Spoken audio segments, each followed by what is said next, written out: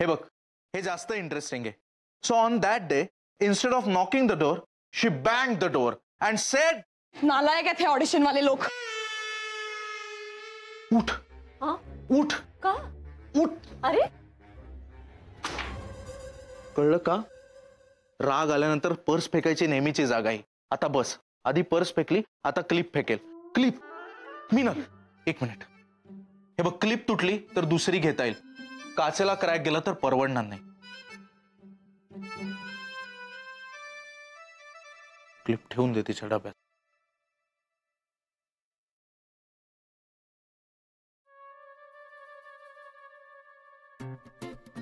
हेच सगळ्या काच आहेत. आम्ही काय क्लिपा? काच श्रीमंत आहे ना, आम्ही गरीब.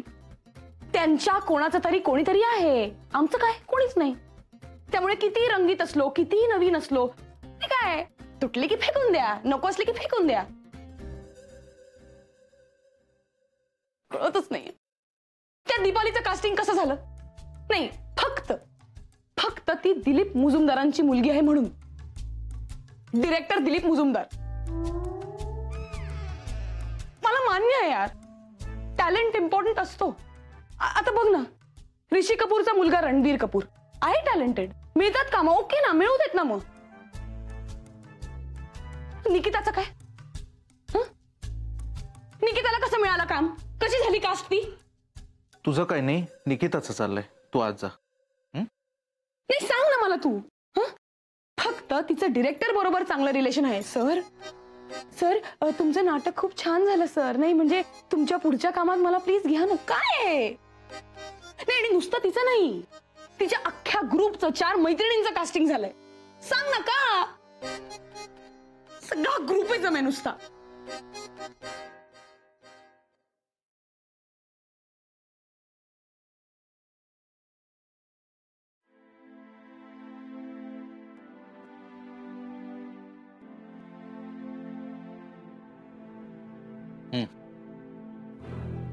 मी 5 वेळा ऑडिशन दिली. त्यानंतर त्या सगळ्या लोकांनी मला येऊन सांगितलं की तुमची ऑडिशन खूप छान झाली. मला फोन नाही आला की तुम्ही फायनल आहात. बरं, त्यानंतर ते म्हणाले त्या पैशात मी काम करायला तयार झाले. आणि आज मी गेले तर सगळं वेगळंच आहे. त्या सेटवर गेल्यावर कळलं यार मला की मी नाहीच आहे त्याच्यात. यार सगळ्यांना काचा आहेत नुसत्या, फोडून टाकायला पाहिजेत.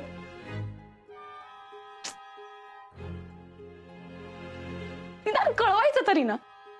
एक फोन करून सांगायचं की मॅडम नाही होते वर्कआउट. आणि घे. तुला माहिती रेश्मा, आमच्या ऑडिशन्स कशा असतात? अशी पाटी धरायची. ही प्रोफाईल, वय, नाव, नंबर. गुन्हेगारासारखं वाटतं आम्हाला. आणि एवढं सगळं करून काय? Ma'am you are rejected. काय आहे तो एक्स फॅक्टर? म्हणजे काय आहे तो एक्स फॅक्टर ज्याच्यामुळे लोकांना कामं मिळतात? रंग नाही, रूप नाही, टॅलेंट नाही, पण कामं मिळतात. हा, एकदा कळलं ना काय एक्स फॅक्टर,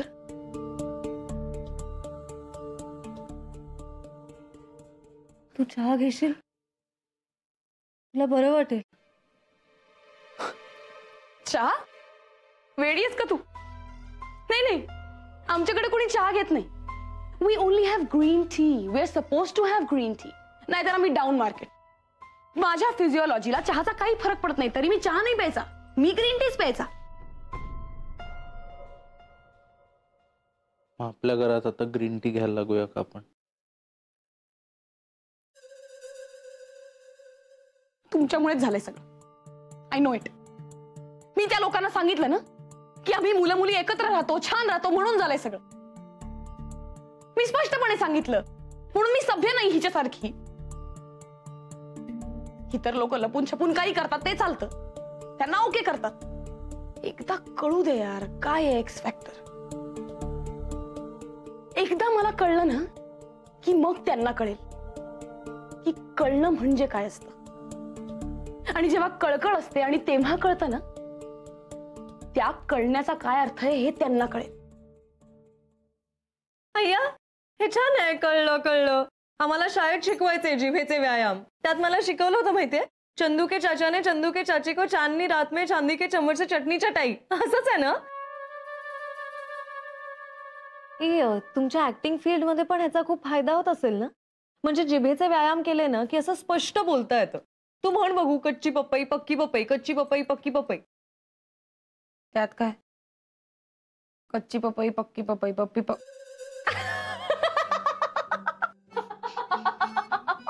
अगं, कच्ची पपई पप्पी नाही. गप्पा रेश्मा, गप गप ना. तू पण यांच्यात जॉईन झालीस? सुधारली आपली रेश्मा. पण तू नाही सुधारलीस.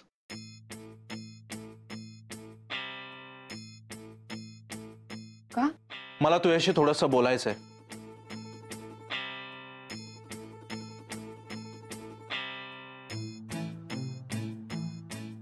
रेश्मा थांब, तू इथे थांबायला हरकत नाही.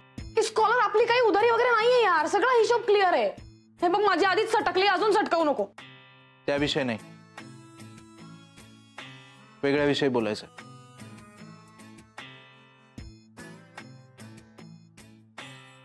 काय? जेवून घे, नंतर बोलू. सस्पेन्स यार. सस्पेन्स नको ठेवू ना, सांग ना लवकर. मिनल, घाईत बोलायचा विषय नाही आहे. ओके, जेवून घे. मलाही तयारीला वेळ लागेल, मग बोलू.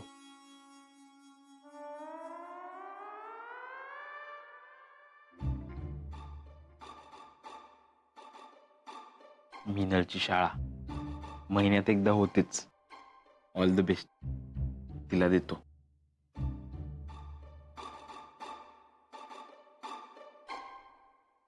All the best. मिनल, तुझ्या मते चांगला नट म्हणजे काय? जो कुठल्याही बोर्डला नीट फिक्स होतो तो. कोणी गंभीर बोलत असेल ना तर विनोद नाही करायचा. हे वाईट नटाचं लक्षण आहे. एक मिनिट, मी वाईट नट असूच शकत नाही, कारण मुळात मी नटच नाहीये. मी स्त्री आहे, त्यामुळे मी नटी आहे आणि मला अभिमान आहे याचा. ओ, सगळे पुरुष नट माज असतो नुसता यांचा. मुद्दा हा आहे का? तू ना यार, तू प्रेशर दिलंयस मला, म्हणून टेन्शन आलंय आणि उगाच चिडचिड होते माझी. मग नको घेऊस. ती कॉफी खाली ठेव. कॉफी खाली ठेव. दीर्घ श्वास घे. घे, दीर्घ श्वास घे. गुड. स्माइल. गुड. आता मी तुला काही प्रश्न विचारेन, त्याची उत्तरं दे. त्याने काय होईल? उद्दामपणा नाही करायचा, कळलं? तुझ्या मते तू एक चांगली नटी आहेस, पण पार्शालिटीमुळे तुझ्यावर अन्याय होतोय, बरोबर ना? चांगल्या नटीला किंवा नटाला काही गोष्टी माहीत असणं अपेक्षित असतं. त्या तुला माहिती आहेत का हे मला माहीत करून घ्यायचंय. त्यामुळे आता प्रश्नांची उत्तरं दे. ओके, मला सांग, भारतातला पहिला चित्रपट कोणता आणि तो कोणी दिग्दर्शित केला? हरिश्चंद्राची फॅक्टरी. तुला कळतंय ना तू काय बोलतेस?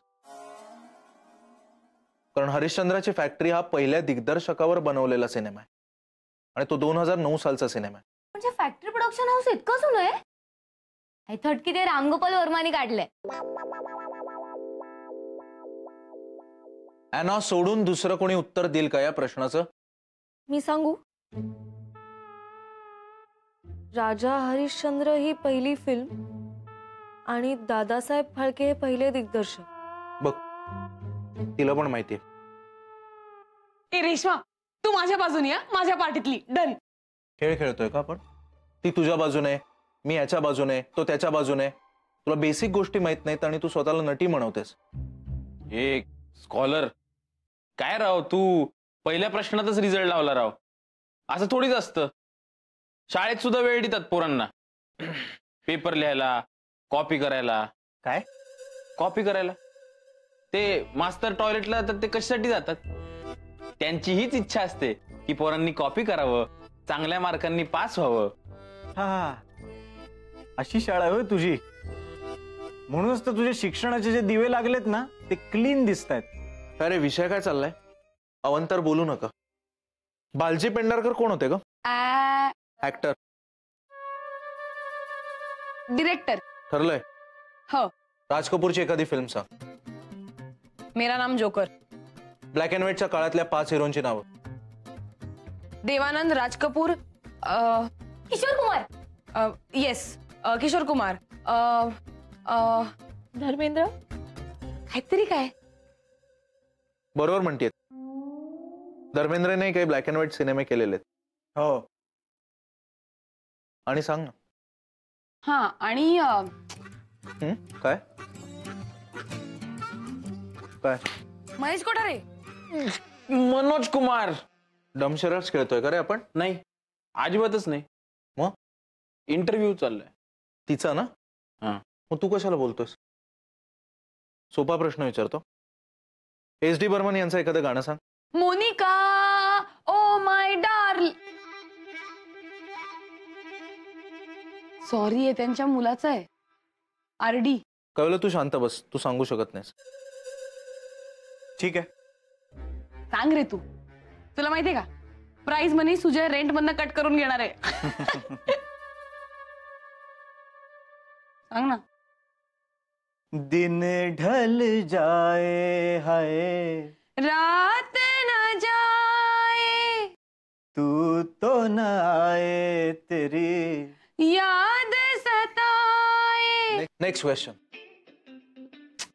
अरे मी ऍक्ट्रेस आहे ना, मग तू ऍक्टिंगचे प्रश्न विचार ना. ओके. क्लोजअप साठी कोणती लेन्स वापरतात? काय? शॉर्ट क्लोज आहे की लॉंग आहे यावर ठरेल ना तू किती इंटेन्सिटीने ऍक्टिंग करायचं ते. ते माहितीये मला, पण हे नाही माहिती. नाही, मी तर पहिल्यांदा ऐकलंय. मी ना कॅरेक्टर वठवताना तू काय काय विचार करतेस? मी खूप विचार करते. तुझ्याकडे बघून कळतच तू किती विचार करतेस. स्पेसिफिकली काय विचार करतेस? म्हणजे मी खूप छान मेकअप करते, सारखा टचअप करते. आणि कॅरेक्टर विषयी काय विचार करतेस? हेच म्हणजे आता कॅरेक्टर, की त्याचं मेकअप, हॉबीज, हेअर, कॉस्ट्युम्स, हे सगळं. सायकोलॉजी, कॅरेक्टरच्या सायकोलॉजी विषयी काय विचार करतेस? नाही मिळाले यार मला असे कॅरेक्टर्स. संधीच नाही मिळाली रे.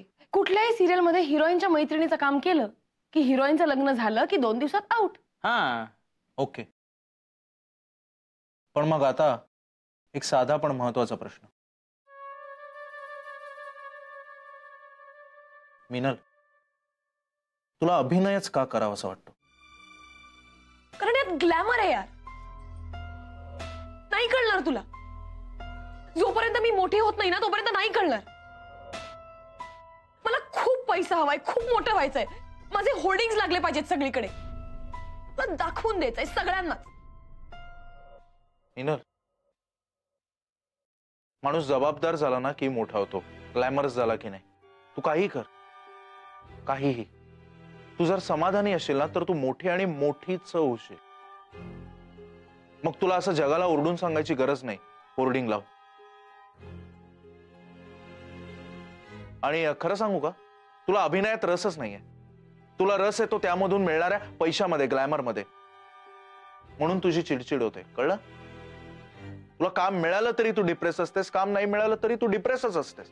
आणि फ्रँकली स्पीकिंग, ऍक्टिंग तुझं पॅशन वगैरे नाहीये. नाहीतर ऍक्टिंग विषयी बेसिक माहिती घेण्याचा तरी प्रयत्न तू केला असतास. मला ना माहितच नव्हतं की ऍक्टर्सना आधी इन्फॉर्मेशन कलेक्ट करावी लागते आणि मग ऍक्टिंग करावी लागते. असा काही नियम नाही आहे ना. असे खूप लोक आहेत की जे काही माहिती नसतानाही खूप चांगलं काम करतात. पण आपल्या आवडीच्या कामाची एक किमान माहिती घ्यायला नको का आपण? आहे मला माहिती. पण तू मला असेच प्रश्न विचारतोस की ज्याची उत्तर मला माहितीच नसतील. हो. म्हणजे आता तू जर मला विचारलं असतंस की माधुरी दीक्षितचं चने के खेत में या गाण्याची कोरिओग्राफर कोण आहे, मी लगेच दिलं असतं ना उत्तर तुला. त्याचा काय संबंध आहे मीनल? हा, आणि असं असेल तर मग आता माधुरी सारखी एक स्टेप करून दाखव मला. उठ, एक स्टेप. कम ऑन, चल. ती कथक शिकलीये, तू काय शिकलीस? कथक सोड, वेस्टर्न करून दाखवतेस. नाही ना? अगं काय करतेस तू ऍक्टिंग साठी? हा, सकाळी उठून कधी व्यायाम केलायस? पिचवर काम केलंयस? कधी भावभावनांवर काम केलंयस का? तू नुसती चिडचिड करतेस आणि सगळं घर डोक्यावर घेतेस. तुझ्यासारख्या लोकांसाठी ना श्याम मनोहर नावाच्या मोठ्या लेखकाने एक लेख लिहून ठेवलाय, अंधारात मठ्ठ काळा बैल.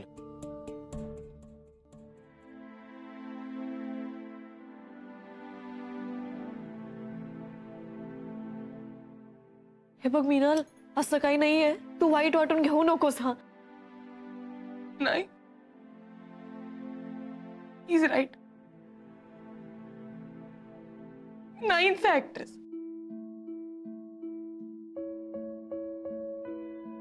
बस एवढी सगळी स्वप्न मनाशी बाळगून ठेवली. मी रिसेप्शनिस्टची नोकरी करू का? जमेल का मला? किंवा ते मॉल मध्ये असतात ना त्या कॉस्मेटिक्स विकणाऱ्या बायका, तुझे जमेल का मला? तू बघ ना, तुझ्या ऑफिस मध्ये कुठे काही जागा असेल तर. खरंच खरंच नाहीये मी ऍक्ट्रेस. मिनल, हे बघ यार, तू डिप्रेस व्हावस म्हणून मी नाही म्हटलो. हे एवढं सगळं मी तुझ्या काळजीपोटीच बोललो ना. असं नाहीये की तू काही करू शकत नाहीस.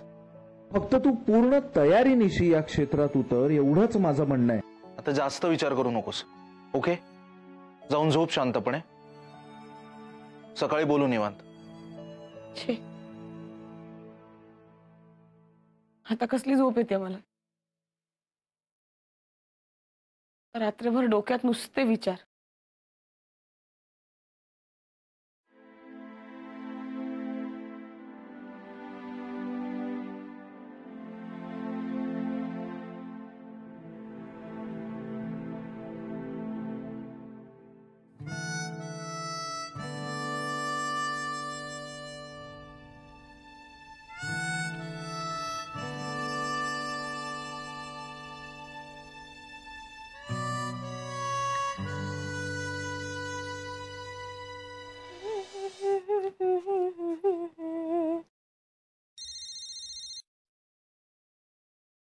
मिनल, ऐक मिनल, तुझा फोन आहे.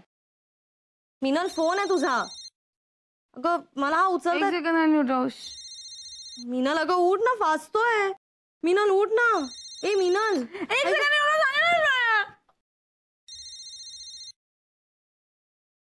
मिनल, मिनल, मिनल उठ ना प्लीज. मिनल तुझा फोन. मिनल, ऑडिशनचा फोन आहे.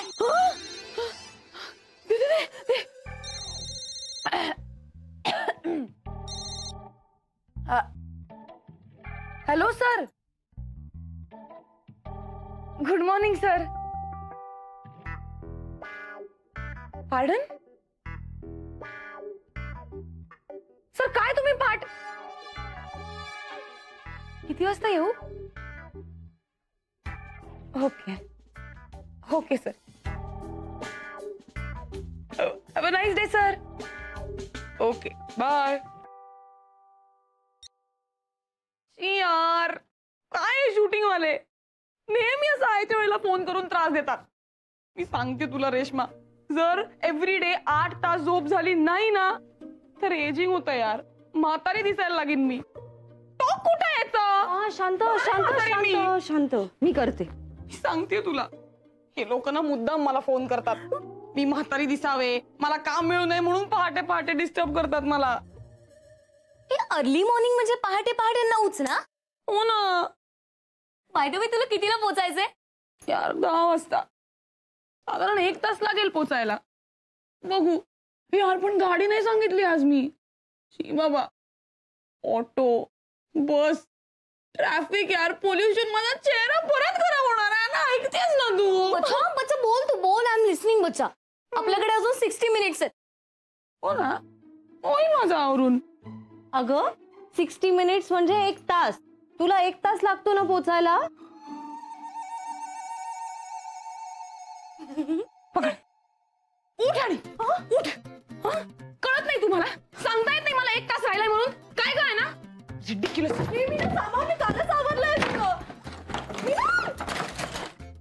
माझा क्लिन्झिंग मिल्क कुठे आहे?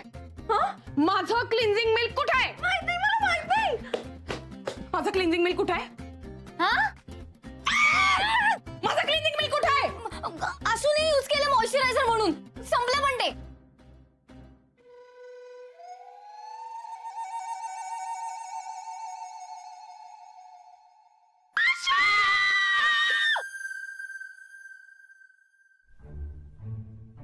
इयरफोन नाही तुझ्याकडे? लागतील आज.